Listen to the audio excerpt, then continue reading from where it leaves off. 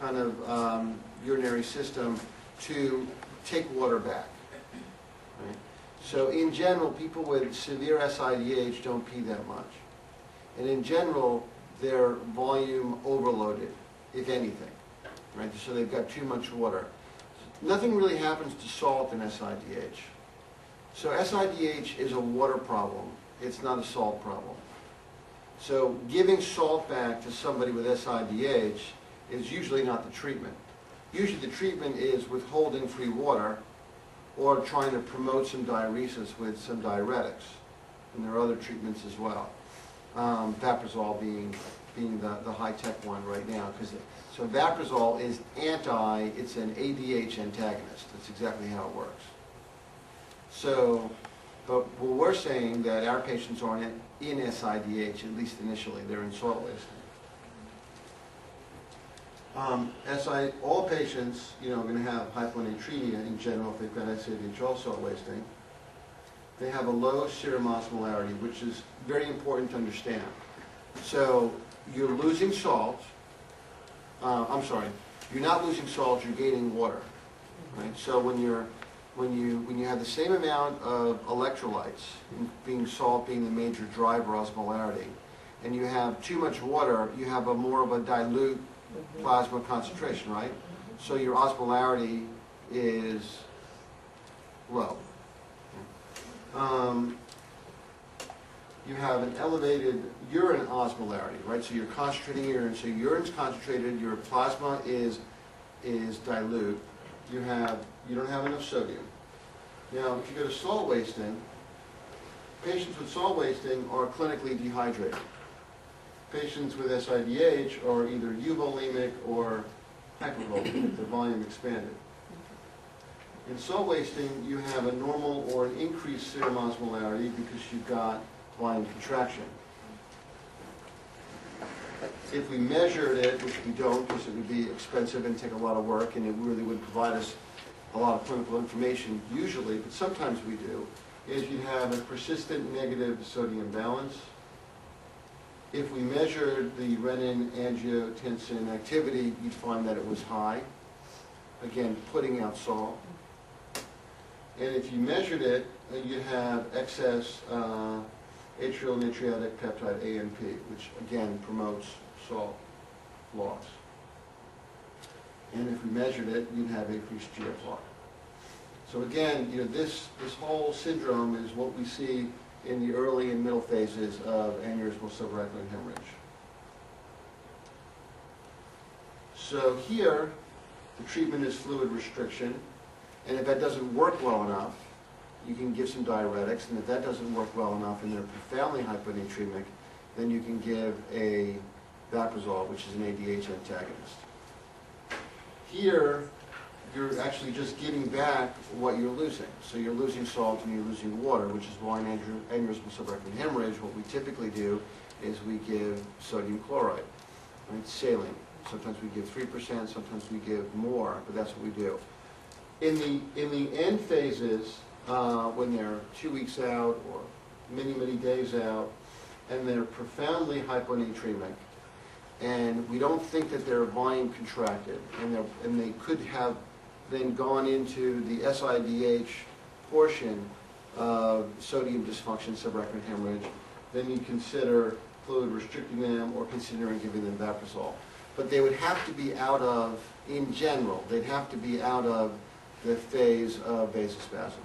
Because again, the last thing you want to do is promote a profound diuresis in a setting where you're trying to get up blood pressure, give more volume, and increase cerebral perfusion.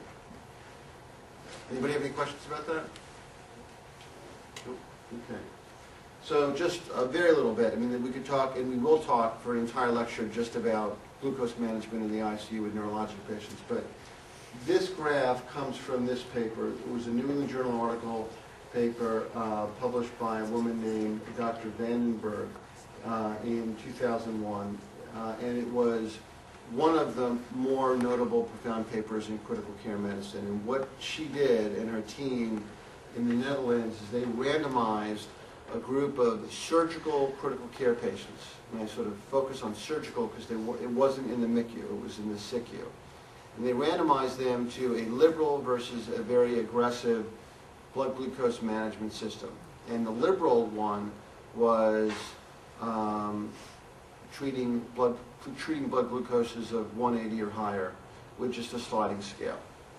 And aggressive was trying to keep it between 180 and 110 with an insulin drip. And they looked at all sorts of things. They looked at number of ICU days, days of ventilatory support, renal function, incidence of septicemia, and other things as well. And they found that there was a significant reduction in mortality and a significant reduction in overall organ dysfunction. I had another slide here, but there was a sub-analysis in neurosurgical patients in that group, and they looked at requirements for vasopressors, ICP, CPP, and a few other parameters, and they all went in the improved direction. It wasn't powered to look at neurosurgical patients, but they all went in the improved direction in the tight management versus the liberal management. So this is just a smattering of papers of hyperglycemia, specifically in aneurysmal subarachnoid hemorrhage. What you find is that whether or not you come in with diabetes or not, or some sort of metabolic syndrome or not, hyperglycemia is very common. And it's probably common from just a physiological stress response of the body. And what is clear is that it's an independent predictor of poor outcome, but specifically it's an independent predictor of delayed cerebral ischemia.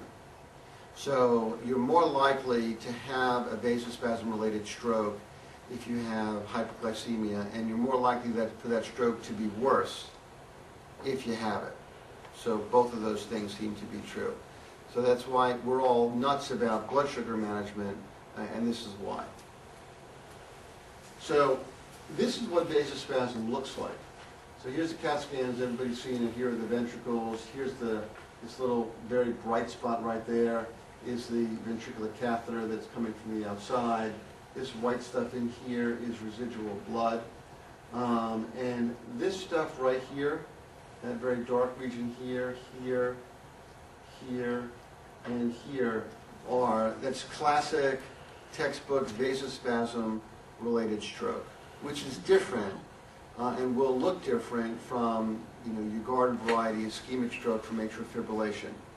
In general, it'll look different. And the reason why it looks different, one is that it often happens in multiple territories, and that doesn't usually happen in plain ischemic stroke.